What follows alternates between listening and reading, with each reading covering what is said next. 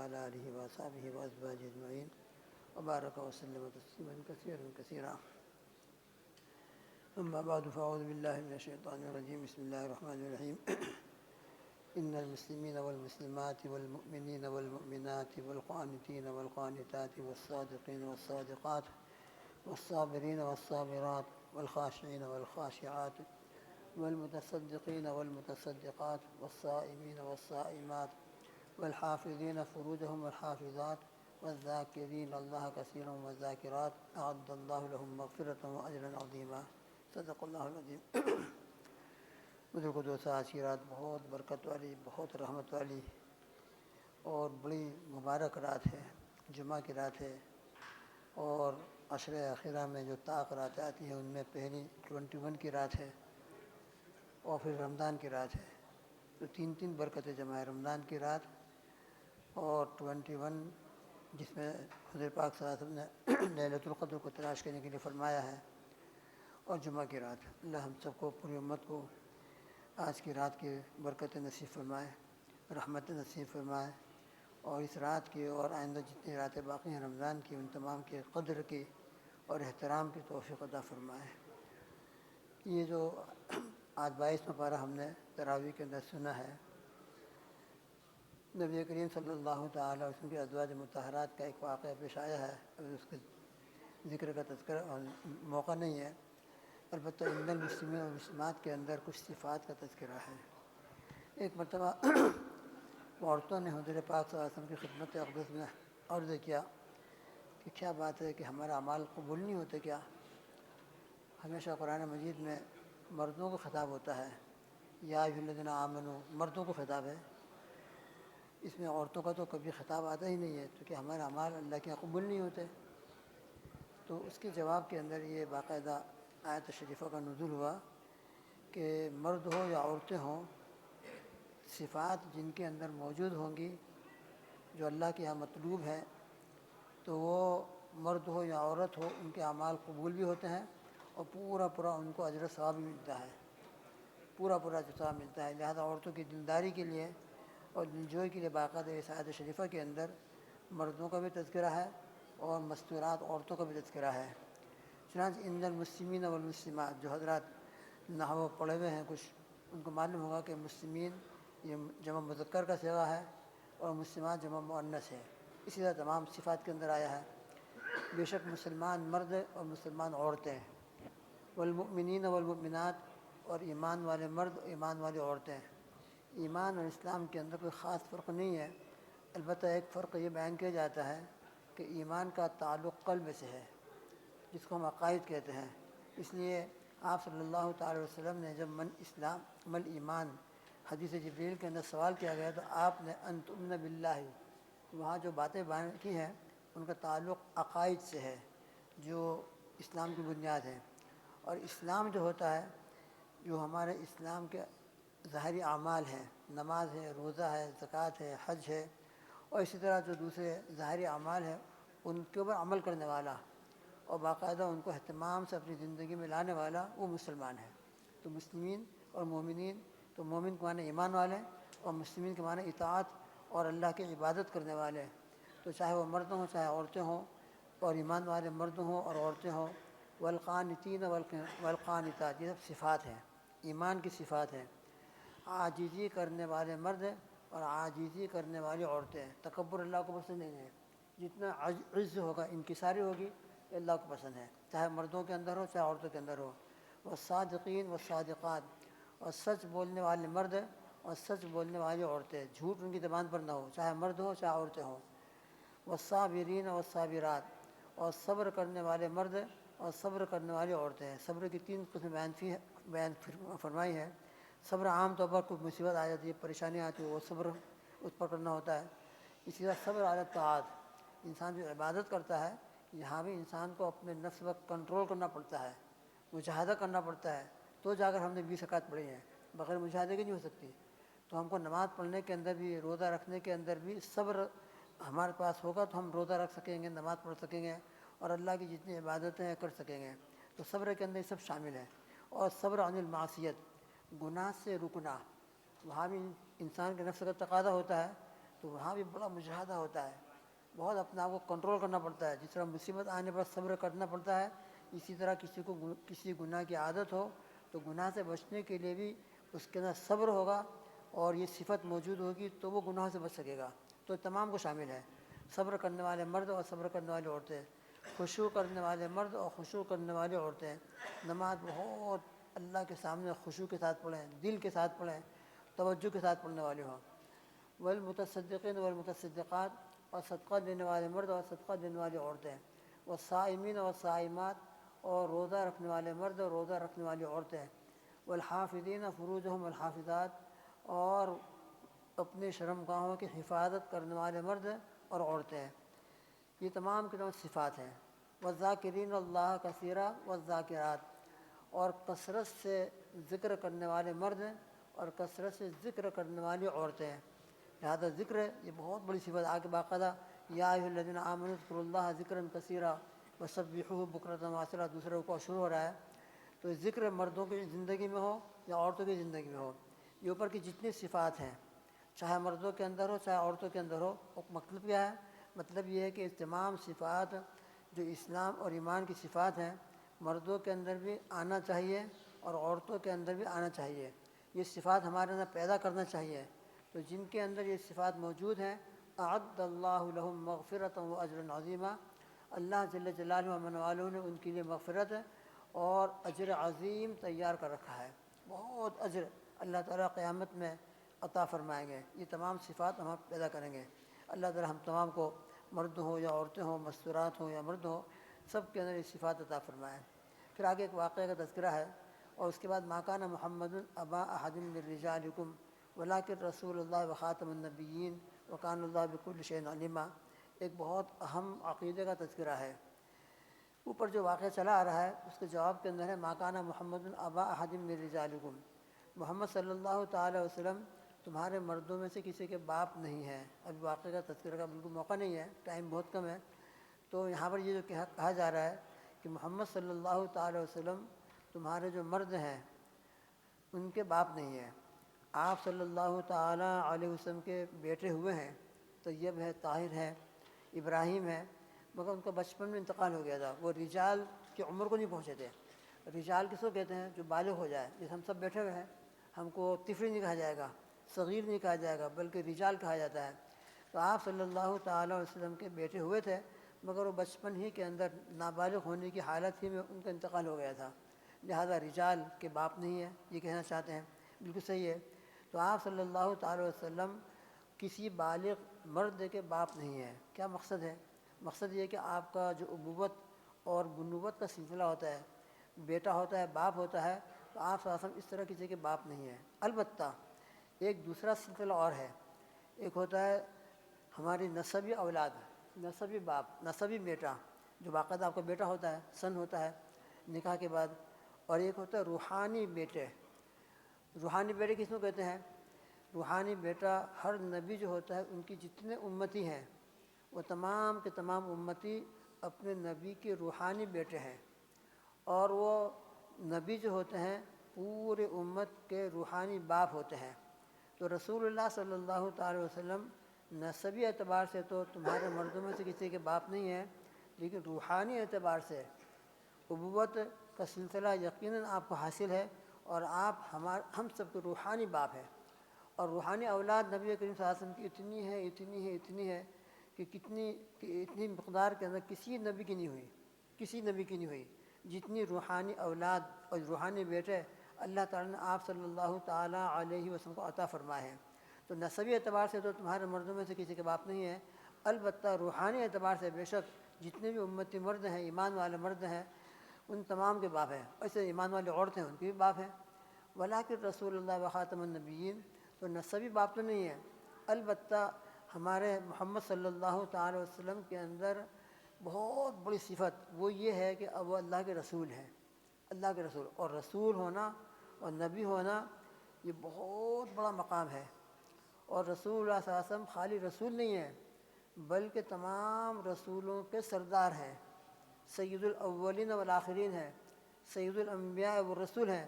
دنیا میں جتنے بھی انبیاء علیہ السلام تشریف لائے اور جتنے بھی دنیا میں رسول تشریف لائے ان تمام کے سردار ہیں، ان تمام کے آقا ہیں۔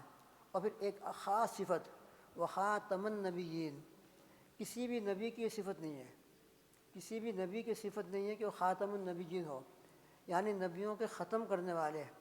نبوت کا سلسلہ آپ کے اوپر آ کر ختم ہو گیا ہے، آپ کے بعد اب دنیا کے اندر کوئی نبی آنے والا نہیں ہے۔ تو خاتم النبیین یا خاتم النبیین دونوں پڑھ سکتے ہیں، دونوں پڑھا، تاکہ زبر کے ساتھ بھی پڑھ سکتے ہیں اور تاکہ زیر کے ساتھ بھی، اور دونوں کا مطلب ایک ہی ہوتا ہے۔ مطلب کیا ہوتا ہے؟ خاتم النبیون، خاتم الانبیاء، انبیاء کو ختم کرنے والے، یعنی نبوت کا سلسلہ آپ صلی اللہ تعالیٰ علیہ وسلم پر بالکل ختم ہو گیا ہے، آپ کے بعد کوئی نبی آنے والا نہیں ہے۔ اور خاتم الانبیاء پڑھیں ہم، تو خاتم کہتے ہیں اسٹامپ کو، مہر کو۔ مہر کب لگائی جاتی ہے؟ پورا کوئی مضمون لکھ لیا جائے، فتویٰ لکھ دیا جائے، کوئی ججمنٹ ہو لکھ دیا جائے، اسٹامپ آخر میں لگائی جاتی ہے۔ تو اسٹامپ آخر میں ہوتی ہے، تو گویا کہ تمام انبیاء علیہ السلام کی نبوت کے اوپر بطور مہر کے آپ کی ذات ہے، لہٰذا اس سے بھی آپ کا سب سے آخر میں نبی ہونا اور آپ کا ان تمام انبیاء کے آخر کا ہونا ثابت ہوتا ہے۔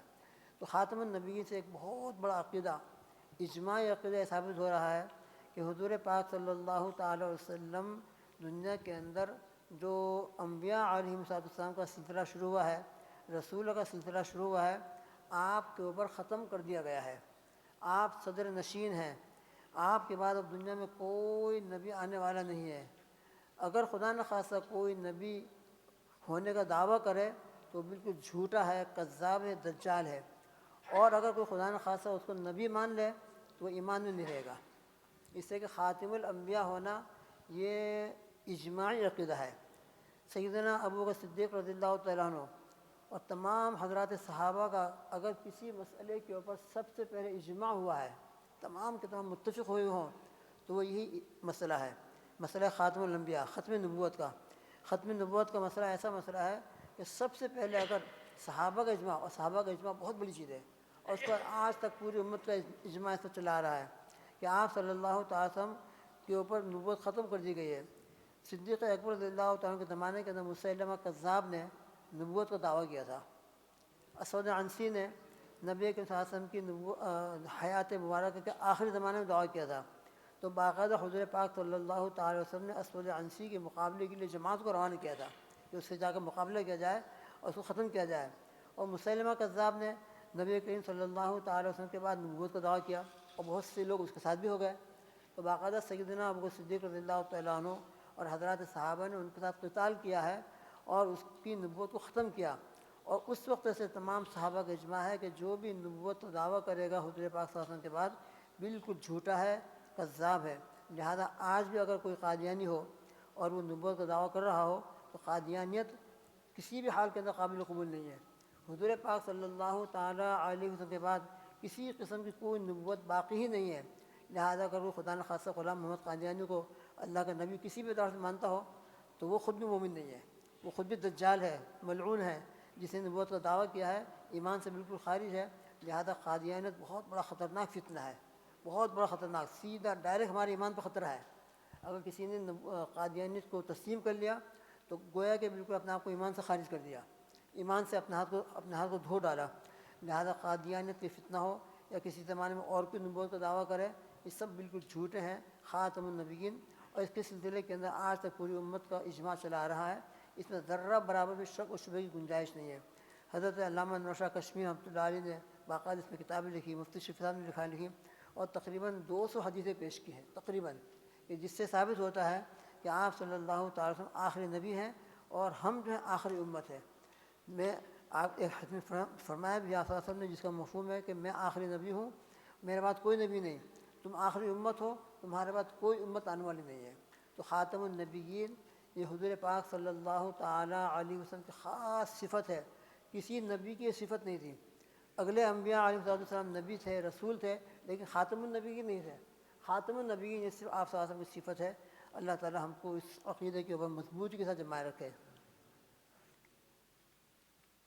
وَكَانَ اللَّهُ بِكُلِّ شَيْءٍ عَلِيمًا يَا أَيُّهَا الَّذِينَ آمَنُوا اذْكُرُوا اللَّهَ ذِكْرًا كَثِيرًا وَسَبِّحُوهُ بُكْرَةً وَأَصِيلًا۔ ایمان والو کثرت سے اللہ کا ذکر کرو۔ اوپر آیا تھا وَالذَّاكِرِينَ اللَّهَ كَثِيرًا وَالذَّاكِرَاتِ، اس میں باقاعدہ امر ہے۔ اللہ سبحانہ و تعالیٰ اس آیت شریف کے اندر باقاعدہ امر کے صیغے کے ساتھ ایمان والوں کو اللہ کے ذکر کا حکم فرما رہے ہیں۔ عبداللہ ابن عباس رضی اللہ تعالیٰ عنہ فرماتے ہیں کہ ذکر ایک ایسا فریضہ ہے، اللہ کا ذکر کرنا فرض ہے، اور ایک ایسا فریضہ ہے کہ اس کی کوئی لمٹ نہیں، اس کے لیے کوئی وقت متعین نہیں، اس کے لیے کوئی ہیئت ضروری نہیں ہے۔ انسان جس حالت کے اندر بھی ہو، بیمار ہو، تندرست ہو، سفر میں ہو، حضر میں ہو، صبح کے وقت میں ہو، رات کے وقت کے اندر ہو، مرد ہو یا عورت ہو، ہر حال کے اندر اس کو اللہ کا ذکر کرنا ضروری ہے، ہر حال کے اندر۔ حتیٰ کہ ذکر کے لیے طہارت بھی شرط نہیں ہے۔ نماز کے لیے طہارت شرط ہے، قرآن پاک کی تلاوت کے لیے باقاعدہ حدث اکبر سے طہارت ضروری ہے، لیکن نفس اللہ کا ذکر کرنا ہو، سبحان اللہ، الحمدللہ، لا الہ الا اللہ وغیرہ، اس کلمے کے پڑھنے کے لیے اگر کوئی خدا نخواستہ جنابت کی حالت میں ہے تو بھی ذکر کر سکتا ہے، بے وضو کی حالت میں تب بھی ذکر کر سکتا ہے۔ تو ذکر کو اللہ رب العزت نے اتنا عام کیا ہے اور اس کی کوئی لمٹ مقرر نہیں کی، ذکراً کثیرہ فرمایا ہے۔ نماز کی لمٹ ہے، روزے کی لمٹ ہے، زکوٰۃ کی ایک لمٹ ہے، لیکن ذکر کی کوئی لمٹ نہیں ہے۔ لہذا ذکر کے بارے میں ہماری سعادت مندی یہ ہے کہ جتنا ہم کثرت سے ذکر کر سکیں، جتنا کثرت سے۔ ایک صحابی حاضر ہوئے، انہوں نے عرض کی کہ یا رسول اللہ صلی اللہ علیہ وسلم، اسلام کے احکامات بہت ہیں، آپ مجھے کوئی ایسا عمل بتلا دیجیے کہ میں اس کو اپنی زندگی کا خاص عمل بنا لوں اور اس کے اوپر میں پابندی سے، بڑے اہتمام سے عمل کروں۔ تو حضور پاک صلی اللہ تعالیٰ علیہ وسلم نے فرمایا، لا یزال لسانک رطبا بذکر اللہ، تم اس بات کی کوشش کرو کہ تمہاری زبان پر ہر وقت اللہ کا ذکر رہے۔ لہذا سبحان اللہ، الحمدللہ، لا الہ الا اللہ، خاص کر رمضان کے دن ہے، اب رمضان کے دن میں کثرت سے لا الہ الا اللہ، استغفر اللہ، اسألک الجنہ واعوذ بک من النار، اور دوسرے اذکار ہماری زبان پر رہنے چاہیے۔ اور جمعہ کی رات ہے تو جمعہ کے دن کے اندر کثرت سے درود ہونا چاہیے۔ وسبحوا بکرۃ واسیلا، اور صبح شام اللہ کی تسبیح بیان کرو۔ یہاں صبح شام اللہ کی تسبیح بیان کرنے کا مقصد کیا ہے؟ پورے ٹائم پر، یعنی صبح سے لے کر شام تک اور شام سے لے کر صبح تک، یعنی پورے 24 آور سے۔ اور خاص کر صبح شام کا تذکرہ اس لیے بھی ہو سکتا ہے کہ فجر کے بعد اور عصر کے بعد خاص طور پر بہت نورانی وقت ہوتا ہے، بہت برکت والا وقت ہوتا ہے، لہذا اس وقت کے اندر اور بھی زیادہ ہم تسبیح کا اہتمام کریں تو اور برکت کی چیز ہے۔ هو الذی یصلی علیکم وملائکتہ، اب ذکر کی برکت سے کیا ہوگا؟ انسان جتنا ذکر کرے گا، جتنا ذکر کرے گا، ذکر کی برکت یہ ہوگی، هو الذی یصلی علیکم، اللہ تعالیٰ ذکر کی برکت سے تم پر رحمت بھیجتا ہے، وملائکتہ، اور اس کے فرشتے رحمت نازل ہونے کی دعا کرتے ہیں، لیخرجکم من الظلمات الی النور، تاکہ اللہ تم کو اندھیروں سے، تاریکیوں سے نور کی طرف نکال دے۔ لہذا جتنا انسان ذکر کرے گا، جتنا ذکر کرے گا، اس پر اللہ کی رحمت نازل ہوگی، فرشتے اس کے لیے رحمت کی دعا کرتے ہیں۔ اس لیے میری اور آپ کی سعادت مندی یہ ہے کہ جتنا ہماری زبان کے اوپر ذکر ہو سکے ہم ذکر کی کوشش کریں، جتنا ہماری زبان کے اوپر دوسری باتوں کے بجائے اللہ کا ذکر ہو، رات کے وقت ہو، صبح کے وقت ہو، دن کے وقت ہو، شام کے وقت میں ہو، رات کو سوتے سوتے ہو، آنکھ کھل جائے تو فوراً ہماری زبان پر اللہ کا ذکر جاری ہو جائے، اس کی ہم کوشش کریں، اور اس کا فائدہ ہم کو ملے گا۔ فائدہ ہم کو ملے گا، جتنا ذکر کریں گے اللہ کی رحمت نازل ہوگی، فرشتوں کی دعائیں ملے گی۔ اللہ تعالی ہم سب کو اس کی توفیق عطا فرمائے۔ تو بہرحال آج کی رات بڑی برکت والی رات ہے اور عشر اخیرہ شروع ہوا ہے، ماشاءاللہ معتکفین اللہ کے گھر پر آ چکے ہیں۔ اللہ تعالیٰ ان کے اعتکاف کو آسان فرمائے، قبول فرمائے۔ بہت بڑی سعادت مندی ہے اعتکاف کی توفیق کا ہو جانا، لہذا جو اعتکاف میں ہوتا ہے اعتکاف میں ہے، اور جو اعتکاف میں نہیں ہے کوشش یہ کرے کہ ان کا جتنا ٹائم مسجد میں گزر جائے، مسجد میں نہ ہو تو کم از کم ذکر میں گزرے، تلاوت میں گزرے، درود شریف میں گزر جائے، اس کی ہم کوشش کریں۔ اللہ تعالی ہم سب کو قبول فرمائے، ہمارے رمضان کو قبول فرمائے، بیٹھنے کو قبول فرمائے اور رحمت عطا فرمائے۔ آج جمعہ کی مبارک رات ہے، درود شریف پڑھ لیں۔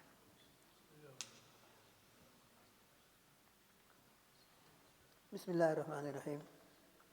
یا حی یا قیوم یا ذی الجلال والاکرام، یا اول الاولین و یا آخر الآخرین و یا راحم المساکین، یا ذا الجلال والاکرام، یا حنان یا منان، یا بدیع السماوات والارض، یا رب الضعفاء والمساکین، یا احد من لا احد له، یا سند من لا سند له، اللهم انا نسألك بأننا نشهد انك انت الله لا اله الا انت الاحد الصمد الذي لم يلد ولم يولد ولم يكن له كفوا احد، اللهم صل على محمد وعلى ال محمد كما صليت على ابراهيم وعلى ال ابراهيم انك حميد مجيد، اللهم بارك على محمد وعلى ال محمد كما باركت على ابراهيم وعلى ال ابراهيم انك حميد مجيد، اللهم صل على سيدنا محمد صلاة تنجينا بها من جميع الاحوال والآفات وتقضي لنا بها جميع الحاجات وتطهرنا بها من جميع السيئات وترفعنا بها عندك أعلى الدرجات وتبلغنا بها أقصى الغايات من جميع الخيرات في الحياة وبعد الممات إنك على كل شيء قدير. اللهم صل على محمد وعلى آل محمد ألف ألف مرة بعدد كل ذرة. جزا الله عنا سيدنا محمد صلى الله عليه وسلم ما هو أهله. ربنا آتنا في الدنيا حسنة وفي الآخرة حسنة وقنا عذاب النار. ربنا لا تزغ قلوبنا بعد إذ هديتنا وهب لنا من لدنك رحمة إنك أنت الوهاب. اللهم يا مقلب القلوب ثبت قلوبنا على دينك. اللهم يا مصرف القلوب صرف قلوبنا على طاعتك. اللهم إن قلوبنا ونواسينا وجوارحنا بيدك لم تملكنا منها شيئا فإذا فعلت ذلك بنا فكن أنت ولينا واهدنا إلى سواء السبيل. يا هادي يا رحيم يا ذا الجلال والإكرام اهدنا واهد أولادنا واهد شباننا واهد شيوخنا واهد نساءنا واهد أطفالنا يا هادي الأنام اهد الناس جميعا. اللهم انصر الإسلام والمسلمين في كل مكان خاصة في فلسطين. اللهم أعز الإسلام والمسلمين خاصة في فلسطين. اللهم ارزقنا وارزقهم. اللهم افتح لنا وافتح لهم أبواب رحمتك وافتح لنا وافتح لهم أبواب رزقك يا ذا الجلال والإكرام. اللهم اجعلنا من اتقاء النار. اللهم اجعلنا من اتقاء النار. اللهم اجرنا من النار يا مجير يا مجير يا مجير. اللهم ادخلنا برحمتك في عبادك الصالحين الذاكرين الشاكرين المؤمنين المخبتين المقيمين الصلاة والمؤتون الزکات یا ذا الجلال والإکرام. اپنے فضل و کرم سے ہمیں گناہوں کو معاف فرما، پوری امت کے گناہوں کو معاف فرما. یا اللہ کا بہت بڑا کرم، بہت بڑا احسان ہے کہ آپ نے رمضان کا مبارک مہینہ عطا فرمایا، ایمان کی عظیم الشان نعمت عطا فرمائی، حضور پاک صلی اللہ علیہ وسلم امت میں پیدا فرمایا، اور اس ایمان کی برکت سے رمضان کی نورانی رات نصیب فرمائی. آج کی رات یا اللہ جمعہ کی رات ہے، رمضان کی رات ہے، 21 رات ہے، طاق رات 21ویں رات ہے. اے اللہ کتنی رحمت کے اسباب جمع ہے، ہم سب کی اور پوری امت کی کامل مغفرت فرما دیجیے. ہمارے دلوں میں سے ظلمتوں کو ختم فرما دیجیے، ہمارے دلوں میں رقت پیدا فرما دیجیے، آپ کی یاد نصیب فرما دیجیے. ہمارے دلوں کے اندر آپ کی محبت، آپ کی عظمت، آپ کا تعلق، آپ کا ذوق، آپ کا شوق، آپ کا خوف اور تقویٰ عطا فرما دیجیے. اے اللہ جتنے ایمانی صفات ہیں ان المسلمین والمسلمات الی آخر الآیہ میں، یہ تمام ایمانی صفات ہم سب کو، ہماری امت کے مستورات کو عطا فرما. اے رب ذوالجلال اپنے کرم سے ہم کو مردود نہ فرما، محروم نہ فرما، رمضان کی برکتوں سے محروم نہ فرما. اے اللہ ایسا نہ ہو کہ رمضان گزرے اور ہماری مغفرت نہ ہو. اے اللہ اس محرومی سے ہم آپ کی پناہ مانگتے ہیں، آپ کے غضب سے، آپ کے غصے سے آپ ہی کی پناہ مانگتے ہیں. نعوذ بعفوک من عقابک ونعوذ برضاک من سخطک ونعوذ بک منک جل وجهک لا نحصی ثناء علیک انت کما اثنیت علی نفسک. اللهم اغفر لنا واغفر جميع أمة محمد صلى الله عليه وسلم. اللهم ارحمنا وارحم جميع أمة محمد صلى الله عليه وسلم. اللهم فرج عنا وفرج عن جميع أمة محمد صلى الله عليه وسلم. اللهم تجاوز عنا وتجاوز عن جميع أمة محمد صلى الله عليه وسلم. اللهم انصر المسلمين والمسلمات والمؤمنين والمؤمنات في كل مكان یا ذا الجلال والإکرام. جہنم کے جو آزادی، جہنم سے جن کو آزاد کیا جا رہا ہے، یا اللہ ہم تمام کو جہنم سے آزاد ہونے والی فہرست میں شامل فرما دیجیے. اللهم اجعلنا من اتقاء النار. اللهم اعتق رقابنا ورقاب آبائنا وأمهاتنا ورقاب أجدادنا ورقاب أساتذتنا ومشايخنا ورقاب جميع إخواننا وأخواتنا وأولادنا وأزواجنا وذرياتنا ورقاب جميع أمة محمد صلى الله عليه وسلم من النار. اللهم أدخلنا الجنة بغير حساب. لا إله إلا الله، نستغفر الله، نسألك الجنة ونعوذ بك من النار. اللهم إنا نسألك كل خير لكل مسلم ومسلمة في الدنيا والآخرة. اللهم إنا نسألك الجنة وما قرب إليها من القول والعمل والنية، ونعوذ بك من النار وما قرب إليها من القول والعمل والنية. اللهم يا حي يا قيوم تقبل صيامنا وقيامنا وتقبل بفضلك ومنك جميع عباداتنا وطاعاتنا یا ذا الجلال والإکرام. اپنے فضل و کرم سے معتکفین آپ کے در پر آج کر بیٹھ گئے ہیں، ان کے اعتکاف کو قبول فرما. جہاں جہاں بھی اعتکاف شروع ہے سب کے اعتکاف کو قبول فرما. یا اللہ جہاں جہاں بھی امت آپ سے دعا کر رہی ہے اور آپ نے ان کی دعاؤں کو قبول فرمایا ہے، ان کی مقبول و مستجاب دعا میں ہم سب کو شامل فرما اور ہماری دعا میں امت کو شامل فرما. اے رب ذوالجلال ہم کو رب لیلۃ القدر ایمانا احتسابا نصیب فرما. لیلۃ القدر کی برکت عطا فرما، لیلۃ القدر کی مغفرت نصیب فرما، کسی کو بھی محروم نہ فرما. ان راتوں کا قدر نصیب فرما، ان راتوں کا احترام نصیب فرما، ان راتوں میں اور دنوں میں کثرت سے اللہ آپ کا ذکر کی توفیق عطا فرما. ربنا تقبل منا انک انت السمیع العلیم وتب علینا یا مولانا انک انت التواب الرحیم. یا اللہ دینی مدارس کی حفاظت فرما، دین کے جتنے بھی کام جہاں جہاں بھی ہو رہے ہیں ان تمام کاموں کی اور کام کرنے والوں کی حفاظت فرما. مدارس کی، مکاتب قرآنیہ کی، مراکز دینہ کی خانقاہوں کی حفاظت فرما. یا اللہ خانقاہوں کے اندر ماشاء اللہ اعتکاف ہے. یا اللہ ذاکرین کی جماعت ہے. یا اللہ ان تمام ذاکرین کی جماعتوں کی برکتیں پوری امت کو نصیب فرما. ہونے والے تمام دعاؤں کو قبول فرما لیجیے. اللہم انا نسألک من خیر ما سألک منہ نبیک سیدنا محمد صلی اللہ علیہ وسلم ونعوذ بک من شر ما استعاذ منہ نبیک سیدنا محمد صلی اللہ علیہ وسلم وانت المستعان وعلیک البلاء ولا حول ولا قوة الا باللہ العلی العظیم. اللہم اغفر لنا ولوالدینا ولاساتذتنا ولمشائخنا ولاکابرنا ولصاغرنا ولحبابنا ولمحبینا ولمحسنینا ولمن له حق علينا ولمن وصانا بالدعاء. واغفر اللهم لجميع المؤمنين والمؤمنات والمسلمين والمسلمات الاحیاء منهم والاموات. یا اللہ جتنے بیمار ہیں جنہوں نے دعاؤں کے لیے کہا ہے نہ کہا ہو، جن کا جو علاج چل رہا ہے اپنے فضل سے ان تمام کو شفا کاملہ عاجلہ مستمرہ عطا فرما. یا اللہ ہم بھی روحانی امراض کے اندر مبتلا ہے، یا اللہ روحانی امراض سے بھی شفا عطا فرما، جسمانی امراض سے بھی شفا عطا فرما، عافیت عطا فرما، عافیت دارین عطا فرما. اللہم انا نسألک العفو والعافیہ والمعافاة الدائمة في الدين والدنيا والآخرة. اللهم آمين. ربنا تقبل منا إنك أنت السميع العليم وتب علينا إنك أنت التواب الرحيم. اللهم صل على محمد وعلى آله، اللهم صل على سيدنا محمد وعلى آل سيدنا محمد واكتب اللهم الستر والسلامة والعافية علينا وعلى عبيدك الحجاج والغزاة والدعاة والفقراء والمساكين والعلماء والصالحين والمسافرين والمظلومين والمستضعفين والمعتكفين والصائمين والقائمين في برك وبحرك وجبك من أمة سيدنا محمد صلى الله عليه وعلى آله وأصحابه وأزواجه أجمعين. سبحانك اللهم وبحمدك ونشهد أن لا إله إلا أنت نستغفرك ونتوب إليك. وصلى الله تعالى على خير خلقه محمد وآله وأصحابه وأزواجه أجمعين. سبحان ربك رب العزة عما يصفون وسلام على المرسلين والحمد لله رب العالمين برحمتك يا رب.